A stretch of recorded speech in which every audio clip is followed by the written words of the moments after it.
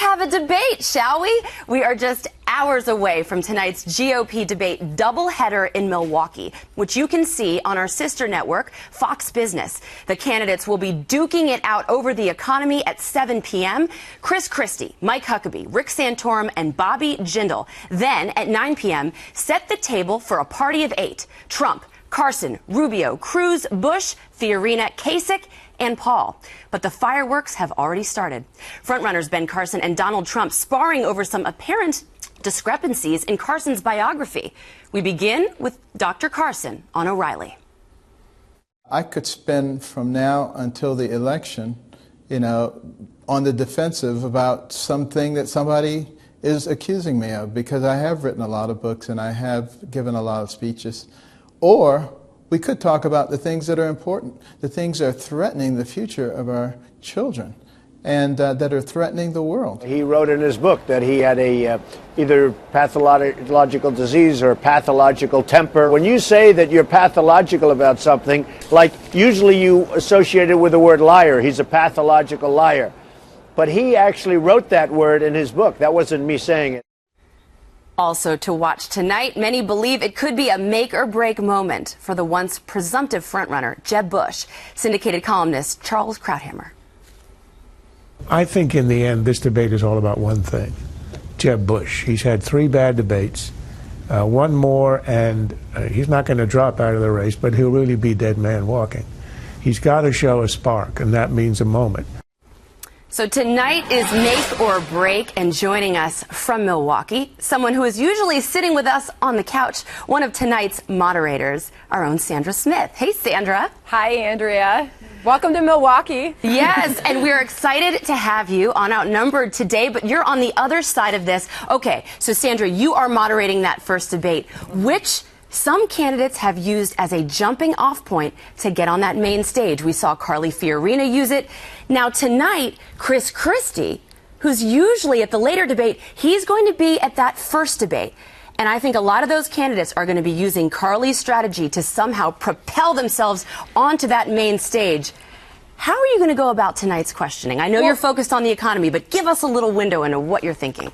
Well, look, with Governor Christie, for example, when you've got 4 people on the stage rather than 6 or 8 or what we've seen in previous debates, you really have an opportunity to get your message out and to have your words be heard. So Governor Christie, Governor Huckabee, Governor Jindal's going to be on that stage, Senator Santorum. That's going to be the first debate that I'll be moderating. And it's going to be an opportunity for these guys to rise above the rest and potentially get into that primetime debate, the next debate that happens. But this is going to be focused on your money, the economy, and Andrea, as far as I can tell, everywhere I go, even walking from the hotel to the theater this morning, people are stopping me with the questions that they want answered.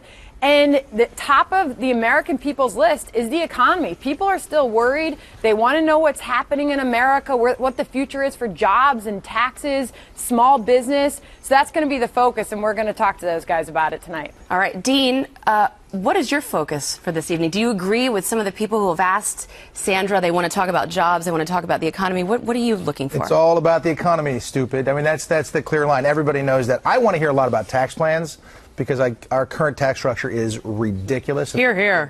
Tax code being, 7 million pages or something like that could fill the entire studio.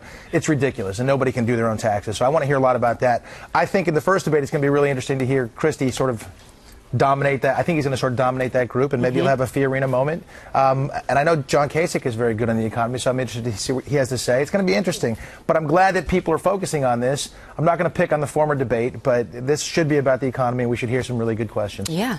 I look at the engine that drives the hiring in this country, and I would ask you, Sandra, how much focus you think there might be on small businesses, because we've talked about here on the couch that the person who's in that Oval Office really impacts the lives of people who run the country when it comes to doing the most hiring. So who's the most friendly to small businesses? That's what I would want to know.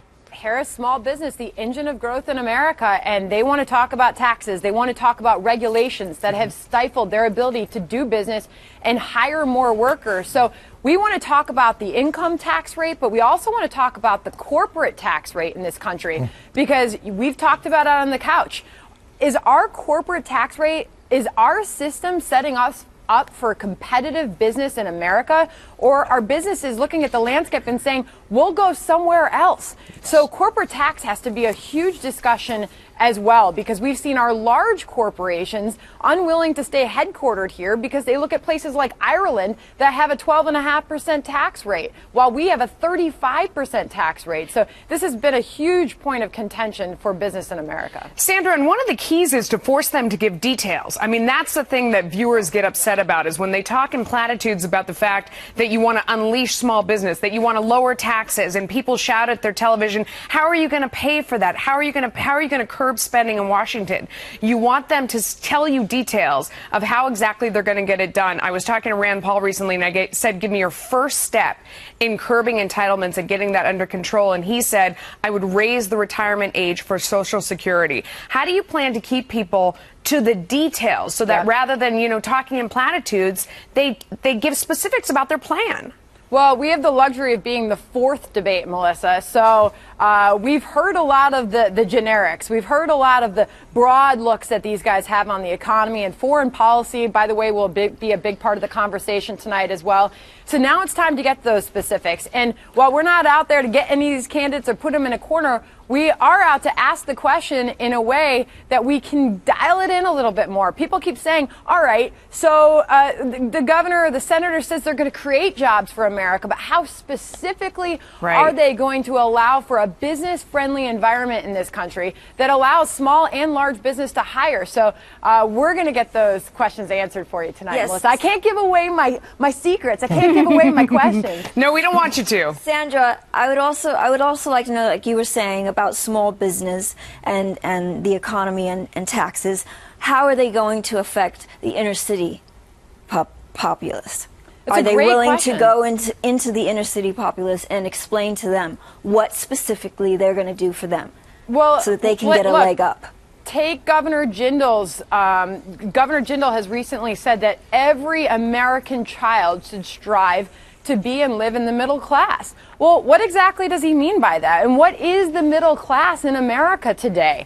So it's a great question, and a big part of that, by the way, is education reform. Right. So all of this ties into a system that many people feel is broken right now. I mean, Melissa, you talk about that unemployment rate dropping to 5%, but why does everybody still feel so bad? So it's a big point that we're going to be making tonight. You know, Sandra, I've been on the other side with the candidates, and I think the real challenge is to drill down without putting the viewer to sleep. Right? When you start to give specifics, you're not going to have those memorable moments. I mean, Donald Trump, who really doesn't get into the minutia, he seems to be on top.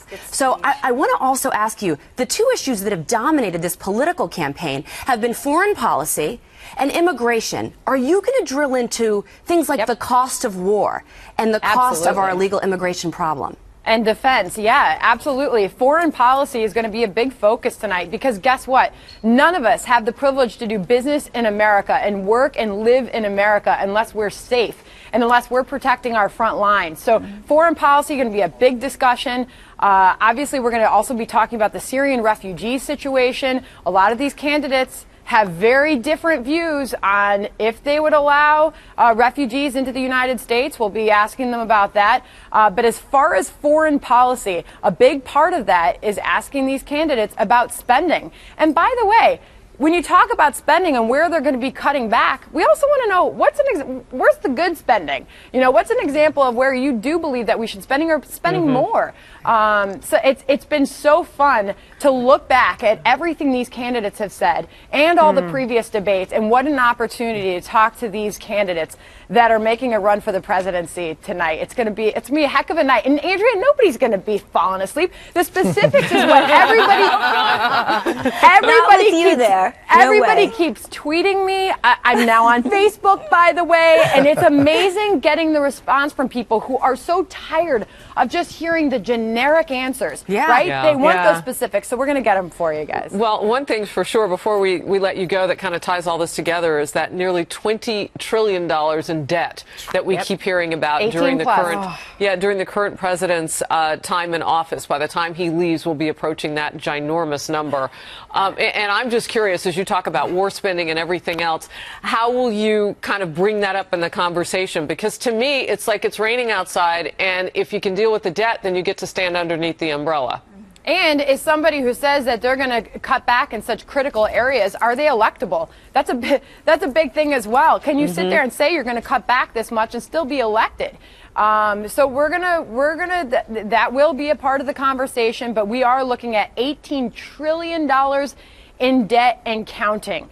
So you better believe that they're going to face the tough questions on that as well. Well, Sandra, we are going to be watching you. No one is going to be falling asleep here. No. And I'm especially going to be watching how you corral them if they get off topic, because I know you're very good at that. And then after me, by the way, you're going to get Neil Cavuto and Maria Bartiromo on the primetime stage. So it's very exciting around Milwaukee right now. I got to tell you, all the presidential candidates, I've seen a bunch of them descend on the theater this morning. It's going to be a heck of a night. All right, Sandra, thank you so much. We'll be Thanks, watching. guys. Okay. And you can watch the Republican debate tonight on the Fox Business Network. You just saw her, Sandra Smith, along with Trish Regan and Gerald Sieb. We'll kick things off at 7 p.m. Eastern. Then Maria Bartiromo, Neil Cavuto, and Gerard Baker moderate the second debate at 9 p.m.